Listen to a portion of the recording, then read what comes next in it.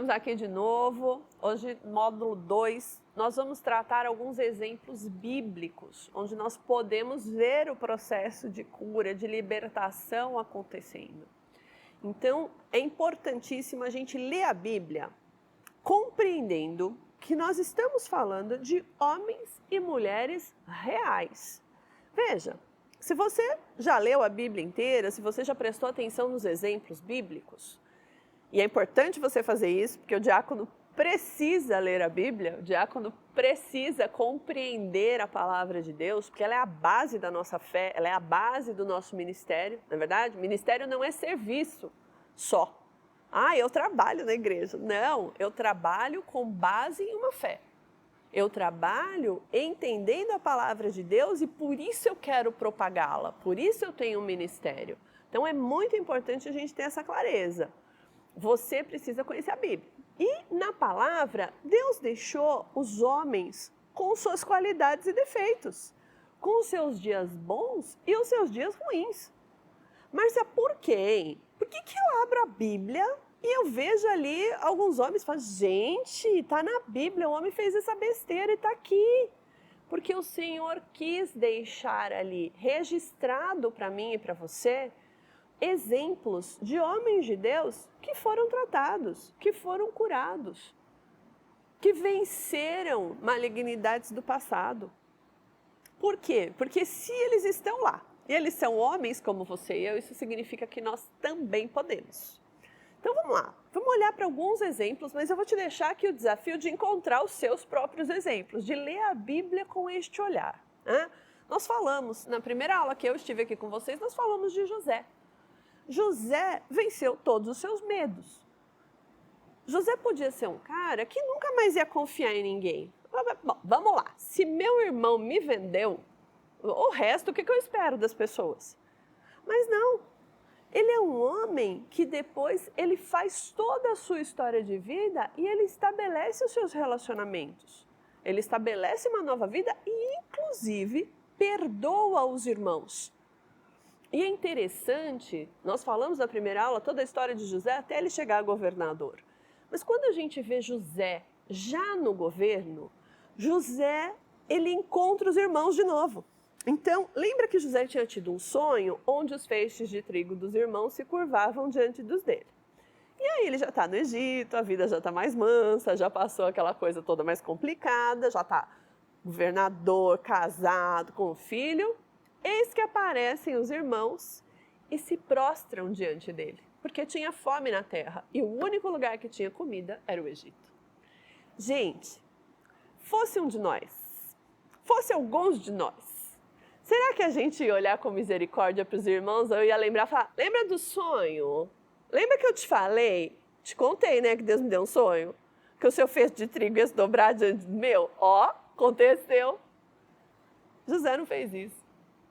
José, inclusive, ele chora, se percebe que a dor dele estava guardada, ele sentia muita falta do pai e do irmão mais novo, mas em algum momento, quando ele se revela para os irmãos, ele diz assim, olha, não tenham medo. Sabe por quê? Não foram vocês que me enviaram para o Egito. Deus me enviou para o Egito antes de vocês, porque tinha um propósito para que neste tempo de fome, nem quem está aqui e a nossa família, o nosso povo, não cedesse à fome, o nosso povo tivesse suprimento. Deus me mandou antes por um propósito. Fica tranquilo. Olha a cura desse homem.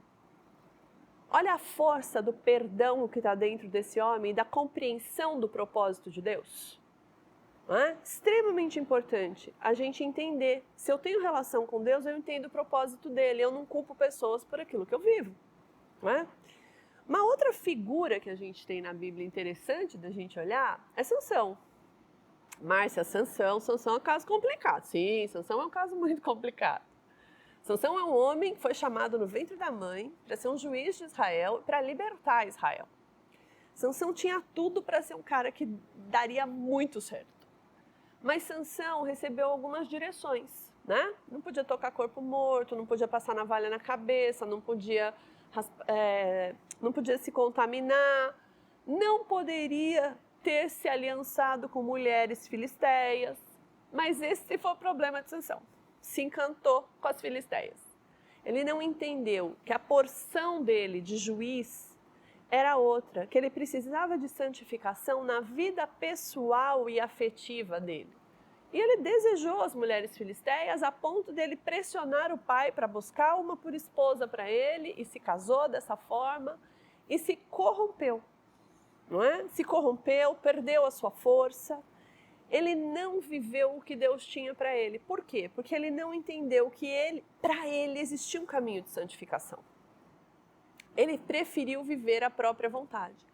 Mas ele cumpriu o plano de Deus? Ele cumpriu. Se você ler lá em Juízes, você vai ver que, a seu momento, ele está brincando de bobo da corte, porque os olhos dele, veja, ele se contaminou porque ele viu as mulheres filisteias e as desejou. E quando ele é preso pelos filisteus, os olhos dele são furados. E ele entende naquele momento que ele perdeu tudo que ele podia viver. Mas ele diz assim, Senhor, me dá força uma última vez, para que este lugar onde eu estou seja derrubado pelas minhas mãos. Ele estava no palácio dos filisteus, que era também o templo de Dagom. E nesse lugar, ele tem força e ele derruba as pilastras. Ou seja, ele derruba o grande memorial do poder filisteu da época. Ele cumpriu o que ele tinha que fazer? Cumpriu. Ele viveu tudo o que ele podia viver? Ele não viveu. Então é importante eu entender que muitas vezes eu posso ter problemas na minha vida onde eu não vou viver a plenitude do que Deus escolheu para mim. Porque na minha desobediência eu faço escolhas que me levam para outros lugares, né? Posso até viver a parte espiritual, posso até viver o que eu tinha para fazer, mas não vivo a plenitude do que eu podia viver. Que mais? A gente tem Pedro, né? Pedro, se a gente pensar, na época de Herodes começou, né? Jesus já tinha subido aos céus e os discípulos estão ali fazendo a obra, né? Se você ler lá em Atos, você vai ver que eles estão ali fazendo, pregando e tal. E Herodes deu ordem para matar Tiago e ele também queria matar Pedro. Né? Por que ele queria? Né? E Pedro era alguém mais impulsivo. Pedro era um cara que, né, ele ganha ele fala da palavra com muita autoridade, até porque a personalidade dele mais explosiva dava essa força. E é interessante você ver, porque Pedro é alguém que passa por várias transformações no decorrer da caminhada dele com Cristo. Você vê um Pedro que começa a seguir Jesus, mas que depois que Jesus é preso, em algum momento ele nega Jesus, depois ele diz que ama Jesus, e aí ele oscila, ele é uma pessoa que oscila, e oscila com muita força, né? Ele vai indo e voltando o tempo todo. Só que no momento que Pedro começa a ganhar a sua força no Espírito Santo, depois que Jesus sobe aos céus, Herodes está perseguindo Pedro. Herodes quer matar Pedro. Até chegar o momento em que Pedro diz assim, eu vou morrer sim. Já fiz tudo que eu tinha para fazer, eu vou morrer. Mas eu vou morrer, quer crucificar? Pode crucificar. Crucifica de ponta cabeça. Porque eu não vou morrer como meu Senhor. Pedro também é um homem que antes de chegar nesse episódio final, ele era extremamente rígido com as leis de Deus. Extremamente rígido.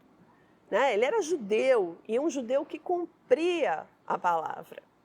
Né? Um judeu, um homem mais rústico. E para ele era ou certo ou errado. Em algum momento, Pedro está orando e Deus mostra para ele um lençol cheio de animais impuros e diz assim, Pedro, mata e come. Não posso, Senhor, é impuro. Pedro, sou eu que estou mandando, mata e come. E ele resiste àquilo, ele não quer. Né? É uma visão, mas ele está resistindo, ele diz, isso é errado. Só que pouco tempo depois, poucos minutos depois, chega um homem e diz, Pedro, tem um homem gentil querendo ouvir da palavra de Deus. Vai lá falar com ele. E para um judeu ir falar com um gentil era uma coisa meio complicada.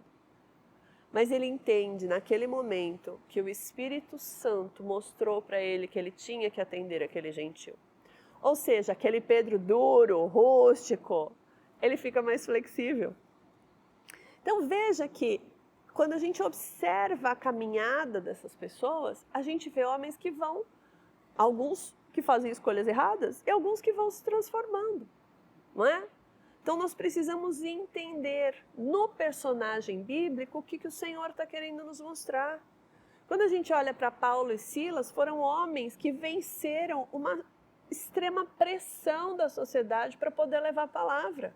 Imagina o que era para um homem como Paulo, um homem poderoso, um homem letrado, que tinha sido perseguidor de cristão, porque olhava e falava, são bandido, esses caras estão falando mentira, esses caras estão enganando o povo, esse tal de Jesus é picareta.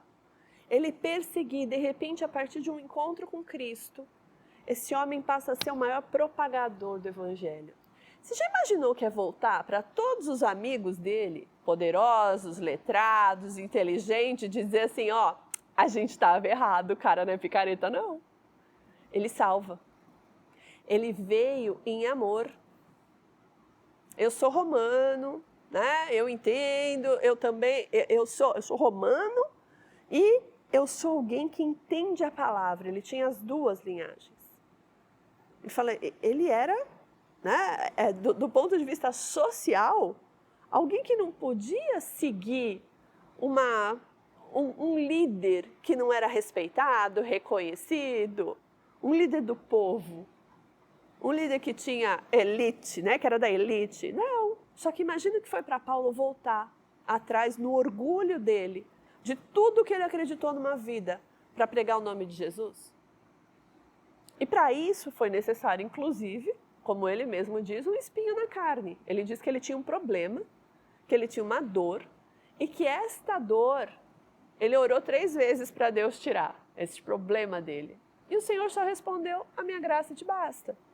Por quê? Porque na dor dele, o Senhor tratou o orgulho dele. E Paulo se torna, né, quando você olha os textos, as cartas, uma das pessoas mais amorosas. Duro, firme, mas extremamente amoroso.